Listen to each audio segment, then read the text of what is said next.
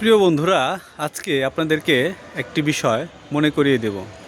আপনারা অবশ্যই ইতিমধ্যে লক্ষ্য করেছেন, আমি যে জায়গাটিতে দাঁড়িয়ে আছি আমার পিছনে অনেক বড় একটি পুকুর লক্ষ্য করা যাচ্ছে এবং এই পুকুরটি কিন্তু পরিত্যক্ত অবস্থায় পড়ে আছে। প্রিয় বন্ধুরা, এরকম আমি জানি আমাদের অনেকের বাড়ির আশেপাশে এরকম পরিত্যক্তভাবে অনেক পুকুর পড়ে রয়েছে।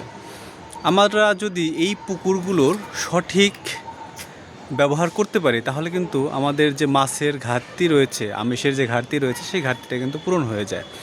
তো এরকমভাবে যদি কারো আশেপাশে বা কারো পুকুর পড়ে থাকে, প্রিয় বন্ধুরা, এগুলোকে অবশ্যই আপনারা যথাযথ ব্যবহার করবেন। পুকুরগুলোকে মাছ চাষের উপযোগী করে তুলবেন। একটু খরচ হতে পারে, বাট একটা সময় দেখতে পাবেন এখান থেকে আপনার একটা ভালো একটা রেভিনিউ কিন্তু চলে আসছে। এইভাবে কোনো জায়গা পরিত্যক্ত অবস্থায় কখনোই আপনারা, প্রিয় বন্ধুরা, ফেলে রাখবেন না। এতে করে আপনার যেমন ক্ষতি হচ্ছে, ঠিক তেমনি পুরো সমাজেরই কিন্তু একটা ক্ষতি হচ্ছে। কারণটা কি? কারণটা হচ্ছে যে পুরো সমাজটাই কিন্তু আপনার আমিষের ঘাটতিতে ভুগবে। তো আমি আরেকটা বিষয় লক্ষ্য করেছি, শুধু এরকম পুকুরই না, এছাড়াও অনেক আবাদি জমিও আমি দেখেছি লক্ষ্য করে বিনা চাষে পড়ে রয়েছে। অনেক জায়গাতে আমি এরকম লক্ষ্য করে দেখেছি। আপনি একটু খেয়াল করে দেখুন, আপনার বাড়িতে যে জায়গাটুকু রয়েছে তার কি যথাযথ ব্যবহার হচ্ছে না।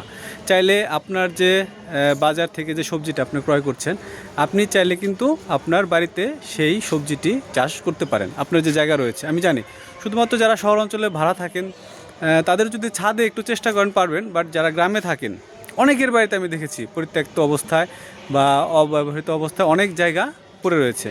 তা আপনারা সেই জায়গাগুলোর চেষ্টা করুন যথাযথ ব্যবহার করার জন্য। দেখবেন আপনার অনেকটা টাকা সেভ হয়ে যাবে।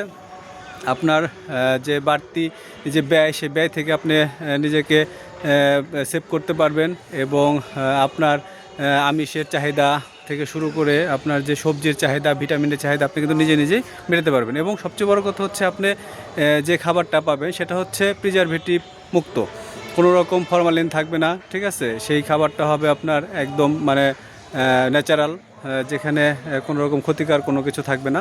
তো প্রিয় বন্ধুরা, অবশ্যই আপনাদের আশেপাশে যে জায়গাগুলো পরিত্যক্ত অবস্থায় আছে সেই জায়গাগুলোর যথাযথ ব্যবহার করুন। সেটা পুকুর হোক, ডোবা হোক, নালা হোক, যেখানে যা করা যায়। যদি পুকুর হয় সেখানে মাছের চাষের উপযোগী করে তুলুন।